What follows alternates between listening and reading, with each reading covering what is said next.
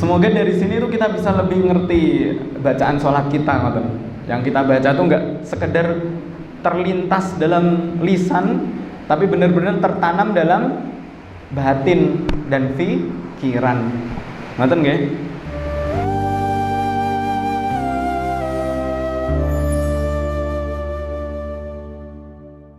Terus kemudian masuk ke bagian kedua. Iyyaka nasta'in. Sesungguhnya hanya kepadamu lah ya Allah kami meminta pertolongan. Ada hadis ngeten. Idza sa'alta fas'alillah. Kalau kamu meminta, mintalah kepada Allah. Wa idza sta'anta fasta'in billah. Kalau kamu meminta tolong, minta tolong kepada Allah. Bukan ke yang lain-lain.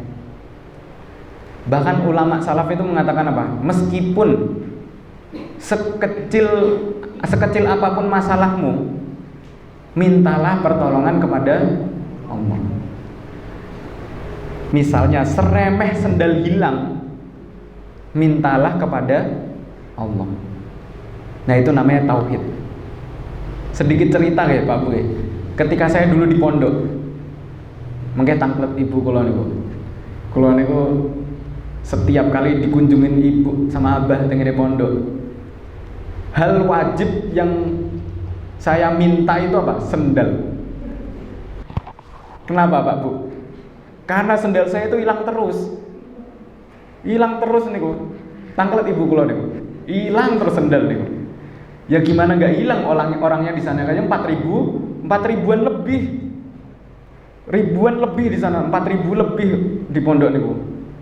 Sekali nopo niku, sekali lengah niku langsung lenyap sendal. Meskipun sendal itu udah dikasih tas sendal, sudah dikunci, udah tetap hilang. Bisa tetap hilang. Sampai sewaktu-waktu saya itu pernah bahasanya terlalu semeleh mungkin ya, terlalu udahlah biarin lah. Saking ininya, saking bosennya hilang sendal loh. Saking nopo? Saking bosennya kehilangan sendal, biarin lah. Wes males golek-golek mulai. Wes hilang ya udah gitu. Sampai di taraf itu saya Pak. Sampai di taraf bener-bener kehilangan tuh ya wes ben. Pada suatu ketika saya pernah kehilangan sendal niku terus ngeten. Dalam hati niku ngeten. Ya Allah, kalau misalnya sendal itu emang rezekiku, nanti mesti kembali. Mau pondok ini seluas apa dan sebanyak apapun orangnya, kalau sendal itu punyaku, mesti sendalnya kembali. Pada suatu waktu niku pernah kejadian sendal saya hilang teng masjid. Ketemunya di rayon. Padahal rayonnya itu jauh dari masjid. Dan ketemunya itu nggak disangka-sangka. Tiba-tiba di depan mata saya persis. Ketika saya mau keluar masuk kelas atau apa, tiba-tiba loh, ini kayaknya sendal saya nih. Nah, kenapa kok saya bisa tahu sendal saya? Karena sendal yang dibelikan ibu itu mesti beda daripada yang lain. Karena itu pesan saya dulu, Bu, belikan yang agak beda. Karena biar gak ada yang punya. Udah gitu tak kasih nama. Jadi udah jelas itu punya saya. Sendalnya akhirnya apa? Kembali. Dan itu enggak langsung sehari 2 hari mboten. Berhari-hari setelah hilang di masjid, kembalinya malah di rayon. Dan itu berhari-hari setelah kehilangan. Jadi ketika kita di taraf itu, misalnya kita niat, kalau misalnya itu rezeki saya, ya insya Allah kembali. Tapi kalau misalnya bukan rezeki saya, mau dicari gimana pun gak akan kembali. Bisa dipahami gak Pak Bu? Kalau misalnya emang ditakdirkan buat kita, ya gak akan kemana. Lan yadhab li ghairika syai'un qad kataballahu laka. Kalau misalnya udah ditakdirkan untuk kita, nggak akan kemana-mana. Simple betul? Simple. Pertolongan itu semuanya harus ditujukan kepada Allah. Nggak boleh ada lain, nggak boleh kita meminta kepada orang lain, nggak boleh kita meminta kepada hal yang lain. Nah, terus pertanyaannya ngeten. Terus kalau kita sakit, apakah kita langsung ke Allah minta pertolongan ke Allah tanpa kita itu ke dokter? Manusia itu punya ranah ikhtiar. Manusia itu punya ranah berusaha tadi. Usaha itu ranah kita. Mau Allah kasih dan tidak itu urusan Allah. Seperti yang saya pernah sampaikan, berdoa itu bukan memaksa, tapi berdoa itu menunjukkan bahwasanya kita itu hamba. Menunjukkan kita itu hamba, kita harusnya semestinya itu berikhtiar, ya itu yang kita kerjakan. Urusan dikasih atau enggak ya urusan Allah. Nonton nggih? Kalau yang kembali lagi ke tadi pertanyaan berobat ke dokter tadi. Jadi dalam dunia ini ada yang namanya sunnatullah, Pak. Pernah dengar nggih sunnatullah nggih? Sunnatullah itu mudahnya gini. Memahami terjadinya pagi dan malam, memahami ya, untuk memahami pagi dan malam ini ada karena rotasi bumi dan revolusi bumi. Bisa dipahami? Ada rotasi bumi, bumi ini kan berputar ya, bumi berputar. Akhirnya ada siang dan malam. Itu namanya sunnatullah. Yang mengatur semua itu Allah. Tapi Allah itu menjadikan semua itu biar masuk akal di kita. Sehingga ada namanya rotasi bumi. Sehingga ada matahari, ada bulan, ada pagi, ada malam. Biar masuk akal di kita. Itu namanya apa? Sunnatullah. Hujan ini yang menurunkan siapa? Allah. Tapi hujan itu mempunyai proses. Dari pertama air di laut kemudian menguap karena panas, meninggi menjadi uap, terus kemudian menjadi gumpalan awan, terus awannya dihembuskan sama angin, anginnya lari ke daratan, dari daratan tadi, di daratan tadi airnya turun, akhirnya menjadi hujan. Itu namanya sunnatullah. Bisa dipahami nggih Pak Bu nggih? Nah, sunnatullah tadi irisannya sama ikhtiar tadi Pak. Kalau kita bahas ikhtiar itu irisannya sama sunnatullah tadi. Allah bisa memberikan kita apapun yang kita mau tanpa wasilah sekalipun. Coba gini, diperhatikan ya. Allah sangat bisa memberikan segala sesuatu apapun yang kita minta tanpa wasilah sama sekali, itu bisa. Allah bisa memberikan semuanya yang kita minta bahkan tanpa wasilah sekalipun, itu bisa. Tapi kalau semuanya itu diberikan kepada kita tanpa adanya usaha dari kita, tanpa ada ikhtiar dari kita, terus apa artinya kehidupan? Bisa dipahami nggih? Terus apa artinya kehidupan? Sedangkan kehidupan itu pasti ada pelajaran. Kalau manusia itu sekali minta langsung diberikan, lantas apa gunanya kita itu hidup? Lantas apa gunanya kita itu belajar? Bisa dipahami? Contoh mudahnya, kalau tanpa ke dokter kita bisa sembuh, misalnya, dari sisi mana kita bisa berubah jadi lebih baik? Misalnya tanpa ke dokter kita bisa sembuh, dari mana kita belajar bahwasanya hidup itu harus lebih sehat? Misalnya sekarang saya batuk, kemudian saya minta sama Allah, ya Allah sembuhkanlah saya dari batuk. Besok langsung sembuh. Akhirnya langsung saya pikirkan gini, berarti kalau sakit besok minta aja lah. Misalnya saya tuh suka makan gorengan, gara-gara makan gorengan akhirnya saya batuk. Terus ketika batuk saya minta tolong sama Allah, ya Allah sembuhkanlah aku dari batuk ini, langsung sembuh tanpa ke dokter, langsung sembuh. Besok saya mungkin makan gorengan lagi apa mboten? Makan. Rajin makan gorengan, batuk.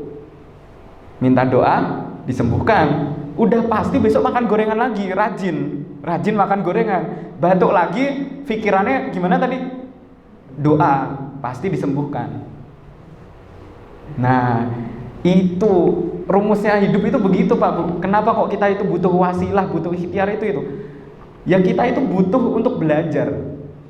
Makanya kita harus ke dokter, biar nanti ketika di dokter itu dikasih tahu, Mas, jangan makan gorengan, Masnya itu radang tenggorokan, gitu kan? Mas, jangan makan yang pedes-pedes terlalu banyak, nanti Masnya bisa meradang lagi. Nah, dengan adanya dokter tadi, Pak Bu, akhirnya hidup kita menjadi lebih baik, lebih sehat. Ngoten. Contoh lainnya Pak Bu, misalnya dengan doa kita langsung diijabahi, tadi ya Allah itu bisa segalanya. Misalnya tanpa bekerja kita itu duitnya langsung em-eman miliaran, misalnya tanpa berusaha, cuman meminta sama Allah aja langsung uangnya tuh turun. Dunia ini gak ada yang kerja sama sekali, gak ada yang jadi dokter, gak ada yang jadi tukang parkir, gak ada yang jualan, semuanya di rumah. Lah kalau di rumah kacau semuanya. Bisa dimengerti gak? Kalau semuanya itu asasnya minta terus dikasih, dunia ini mati malahan. Dan ngapain kita jualan TV misalnya? Orang tanpa jualan aja kita sudah bisa kaya. Dengan minta Allah aja udah kaya. Ya udah nggak perlu jualan. Ngapain kita sawah itu ngarit nanam padi dan sebagainya, ngapain? Karena tanpa itu aja kita sudah bisa kenyang dengan berdoa. Kalau semuanya seperti itu, dunia ini mati. Makanya ada yang namanya sunnatullah tadi, ada namanya ikhtiar kita. Biar bumi itu hidup, biar kita itu terus belajar, biar kita itu terus menjadi pribadi yang lebih baik. Ngerti? Bisa dipahami nggak Pak Bu? Maka sekalipun kita meyakini bahwa iyyaka na'budu wa iyyaka nasta'in, tapi jangan pernah kita lupakan ikhtiar kita. Jangan pernah kita kesampingkan usaha-usaha kita tadi. Meskipun landasannya tetap nasta'innya kepada Allah, minta tolongnya kepada Allah. Tapi kita cari wasilah-wasilah tadi Pak Bu. Kita minta tolong ke Allah sendal hilang biar ketemu. Usaha kita yang nyari. Usaha kita nyari, bukan acuh tak acuh terus kemudian setiap sendal terus nggak bakal ketemu. Motor hilang, ya Allah saya kembalikan motor saya. Tapi setelah itu dia nggak mau nyari motornya. Ada motor lewat nggak pernah teke, ada motor mencurigakan nggak pernah dipedulikan, ya nggak akan ketemu. Semuanya itu butuh wasilah, butuh proses. Dan proses itu dinamakan sunnatullah. Karena sebetulnya kalau kita mau mengkaji tauhid lebih dalam lagi Pak Bu ada kalimat ngeten, idza aradallahu syai'an, idza aradallahu amron hayya'alahul asbab. Kalau Allah itu menghendaki sesuatu, Allah itu menginginkan sesuatu, maka Allah sendiri yang akan menyediakan sebab-sebab itu agar itu bisa terjadi. Kalau Allah itu menghendaki kita kaya, Allah itu akan menyediakan sebab-sebab yang akan menjadikan kita itu kaya. Dengan perantara apapun. Ngerti nggih? Tugas kita hanya mencari penyebab-penyebab itu, penyebab jadi kaya tadi. Sebabnya udah disediakan sama Allah, tapi kita sendiri yang harus menggapai sebab-sebab itu. Kalau Allah menakdirkan orang ini bangkrut, mau gimana pun itu, mau usahanya sebagus apapun itu, ya tetap bangkrut dengan sebab apapun. Idza aradallahu amron hayya'alahul asbab. Allah sendiri yang akan menyediakan sebab-sebab itu. Ngeten nggih? Maka kita senantiasa sebagai hamba itu mencari penyebab-penyebab yang baik sehingga ujungnya itu biar baik. Jangan sampai kita mendekati penyebab-penyebab yang buruk yang akhirnya kita sendiri yang terjerumus dalam keburukan. Nonton ya? Tapi tetap tadi hati kita tetap harus nasta'innya kepada Allah kan? Iya, karena nasta'innya harus kencengnya ke Allah, nggak boleh kepada yang lain. Fa'budhu wa tawakkal. Niku tengene surat Hud nggih. Fa'budhu wa tawakkal. Beribadah kemudian bertawakal. Nah, berarti kan ada usaha dulu. Usaha kita ibadah baru tawakal. Bukan dibalik, tawakal dulu beribadah, bukan. Kalau di ayat ini ya. Fa'budhu wa tawakkal. Kita tuh beribadah dulu, menyembah dulu, yakin dulu, baru setelah itu berserah. Baru setelah itu apa? Berserah. Berserahnya kepada Allah. Itu selaras dengan yang ini. Selaras dengan ayat yang kita bahas tadi. Ngerti nggih? Wah, ini ada yang terlewat sebetulnya ini. Ada yang terlewat ini. Ini kalau Bapak Ibu perhatikan dari pertama ayat pertama Al-Fatihah itu bismillah itu Allah ya. Bismillahirrahmanirrahim. Alhamdulillahirabbil alamin sampai maliki yaumiddin. Kalau Bapak Ibu perhatikan, itu menunjuk dia, menunjuk ke dia. Dia maksudnya itu Allah, tapi dia. Kata gantinya apa? Dia. Dia di sini Allah maksudnya. Tapi ketika masuk ayat kelima, yang dipakai di situ iyyaka, bukan iyyahu. Padahal kalau dia itu harusnya iyyahu, bukan iyyaka. Kalau iyyaka itu engkau. Tapi kalau iyyahu itu dia. Nah, ini ternyata ada rahasianya Pak Bu. Ini ternyata ada rahasianya. Kenapa ayat pertama sampai ayat maliki yaumiddin itu pakai kata ganti dia, menunjukkan kepada dia itu Allah maksudnya. Tapi ketika ayat kelima, kata gantinya berubah menjadi engkau. Menjadi apa? Iyyaka, engkau. Kenapa? Karena di ayat ini itu menunjukkan bahwasanya ayat ini mempunyai rahasia. Rahasianya apa? Rahasianya Allah itu dekat. Allah itu dekat.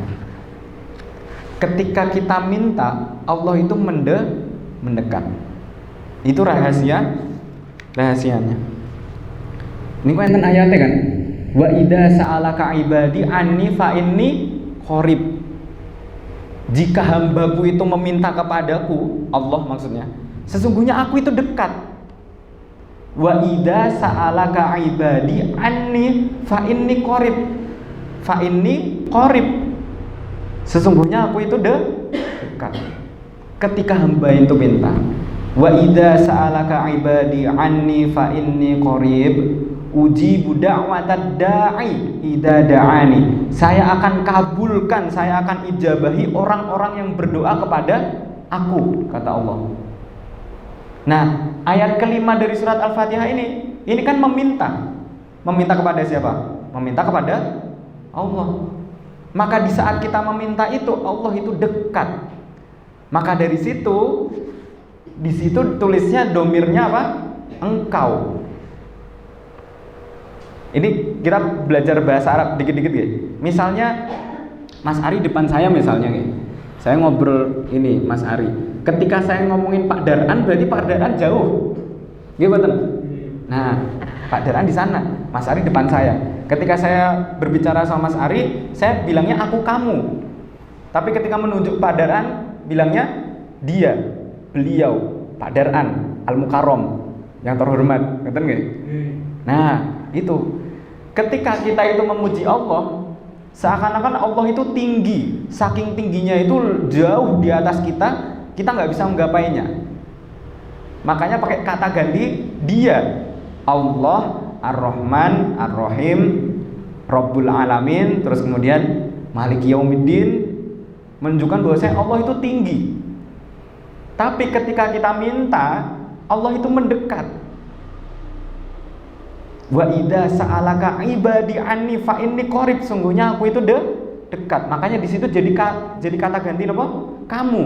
Jadi dekat. Hanya kepadamu ya Allah. Nah, jadi seakan-akan Allah itu sudah dekat sama kita. Ujibu da'watad da'i idza da'an. Maka Allah akan mengabulkan, aku akan kabulkan semua permintaan hamba-hambaku yang meminta kepadaku. Ayatnya kan ngoten. Nah, itu tadi sekilas tentang iyyaka na'budu wa iyyaka nasta'in. Ini alarm saya udah nyala. Udah 20.27 ya.